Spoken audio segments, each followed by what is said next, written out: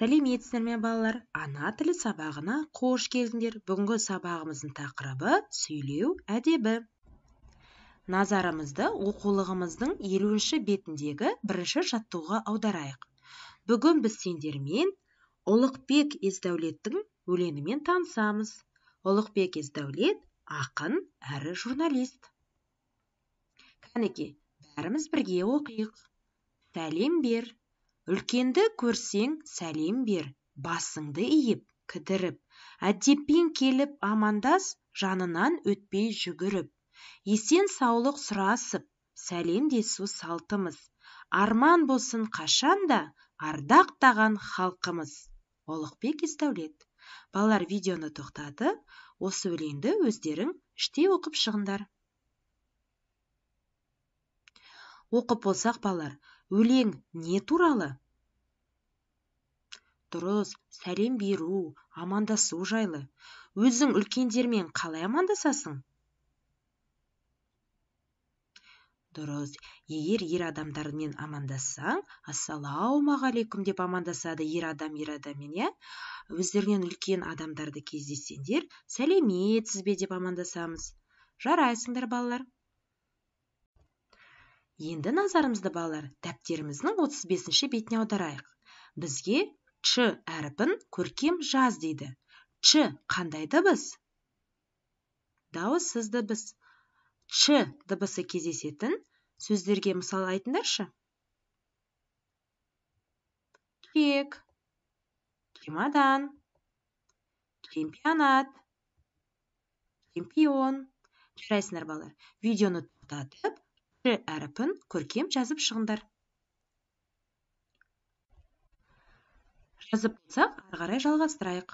Оқулығымыздың 50-ші бетіндегі екінші жаттығуға назарымызды аударамыз. Мақалды көркем жаз дейді. Балалар, біз көркем жазбас бұрын міндетті түрде оны мәнерлеп оқып алуымыз керек. Әдептілік белгісі иіліп сәлем бергені дейді. Балалар, сендердің сәлем бергендерің бұл сендердің әдептіліктерінің белгісі. Сондықтан әрқашанда амандасып жүріңдер. Сонымен қатар сөйлеу әдебін біліп алыңдар. Үлкенді сыйла, біреудің сөзін бөлме, асықпай, сыпайы сөйлес. Өздерің бір рет оқып алып, жұмыс дәптеріндегі екінші жаттығу деген жерге көшіріп жазыңдар. Көркем әрі таза жазамыз. Жазып болсақ, ары қарай оқулығымыздың 51-ші бетіндегі 3-ші жаттығуға назарымызды аударамыз. Жаңа кездескен адамдармен қалай амандасасың? Дұрыс, жаңа біз айттық, я? Егер ер адаммен амандасса, ассалаумағалейкум дейді. Үлкен әпшелерді, әжелерді кездессек, біз сәлеметсіз бе дейміз. Ал құрбыларыңды кездескенде не дейсіңдер? Достарыңды кездескенде? Жақсы. Танысқан кезде қандай сөздерді қолданасың? Танысқаныма қуаныштымын. Амандасу түрлерінің қайсысы дұрыс? Балаларына суретке мұқият қараңдаршы. Дұрыс, бастапқы сурет дұрыс. Себебі сенің жасың кіші, сен үлкендермен бірінші амандасу керексің. Және ер балалар қыз балаларға бірінші амандасады. Жақсы, жарайсыңдар. Келесі, балалар, дәптеріміздегі соңғы тапсырмаға назарымызды аударайық. Мақалдардың жалғасын тауып, меңзермен қос. Ұнаған мақалыңды жаз.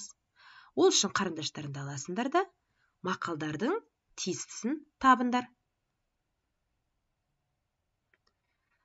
Әдепті бала ата-анасын мақтатар. Сіз деген әдеп, біз деген көмек. Өздеріне ұнаған мақалды көркем жазып шығыңдар. Осымен, балалар, ана тілі сабағымыз аяқталды. Назар салып тыңдағандарыңа рахмет.